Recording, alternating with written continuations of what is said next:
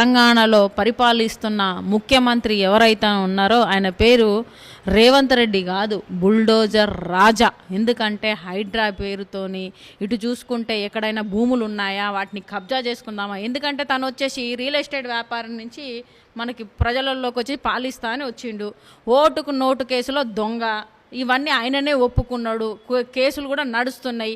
ఇవన్నీ ఉండగానే మరి ఒక పరిపాలనలో ఒక ఎమ్మెల్యేగా కావాలన్నా కానీ, ఒక ముఖ్యమంత్రి కావాలన్నా, ఎంపీ కావాలన్నా కానీ ఇలాంటి క్రిమినల్ కేసులు ఉండొద్దు అని చెప్పుకుంటేనే మళ్ళీ వాళ్ళకే టికెట్స్ ఇస్తున్నారు ఈ ప్రభుత్వం. అది రాహుల్ గాంధీకి తెలియలేదా అని చెప్పేసి మాకు తెలియట్లేదు. ఈ రోజున మొన్న మనకు చూసుకుంటే కనీసము ఒక గత 10 నుంచి 15 సంవత్సరాలుగా అక్కడ నివసిస్తున్నారు, భూదాన్ భూములలో నివసిస్తున్నారు. అది భూదాన్ చేసిర్రు అని చెప్పేసి అంటున్నారు. ఆల్రెడీ వాళ్ళ దగ్గర వచ్చేసి కొన్ని పత్రాలు కూడా ఉన్నాయి. ఇన్ని సంవత్సరాలుగా ఉంటున్నారు. కోర్టు కూడా వాళ్ళకి ఏం చెప్పిందంటే అక్కడ నీళ్లు లేవు కాబట్టి నీళ్లు కల్పించండి, నీళ్ళ వసతి కల్పించమని చెప్పేసి అక్కడ ఆధారాలు ఉన్నాయి. అట్లనే కరెంట్ ఇవ్వండి అని కూడా ఆధారాలన్నీ కూడా మా దగ్గర కూడా ఉన్నాయి, వాళ్ళు ఇచ్చారు. ఆ భూములు 30 ఎకరాలు, మొత్తం ఉన్నది 60 ఎకరాలు అంట అక్కడ.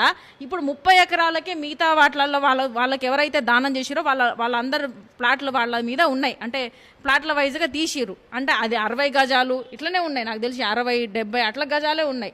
సో మిగతా 30, మొత్తం 60 ఎకరాలు అంట. ఇంకో 30 ఎకరాలు ఎక్కడ పోయింది? 30 ఎకరాలలో వీళ్ళున్నారు, ఇంకో 30 ఎకరాలు ఎవరో తెలియదు, ఏం చేసిరో కూడా అది కూడా బయట పెట్టాలని చెప్పేసి మేము అడుగుతున్నాం ఇదే ప్రభుత్వాన్ని.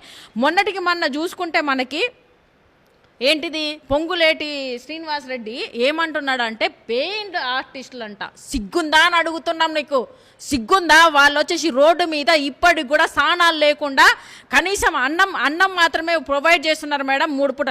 వాళ్ళు రోడ్డు మీద ఆడపిల్లలు, చిన్న చిన్న పిల్లల్ని, గర్భిణీ స్త్రీలు ఉన్నారు అక్కడ. వాళ్ళందరూ వచ్చేసి పెయిడ్ ఆర్టిస్టులు అండి. నీకు సిగ్గేమన్నా ఉన్నదా? మాట్లాడడానికి నువ్వు ఏం మాట్లాడుతున్నావు?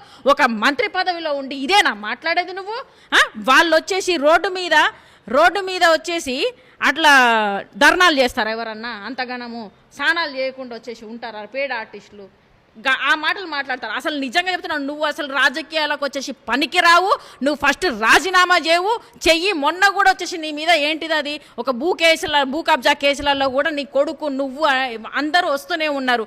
మీరు ఎంతసేపటికి జనాలను ఇబ్బంది పెట్టుకుంటూ ల్యాండ్ మాఫియా చేయడానికి వచ్చిర్రు తప్ప ప్రజలను ఏదో బాగుపడదామని అయితే లేదు.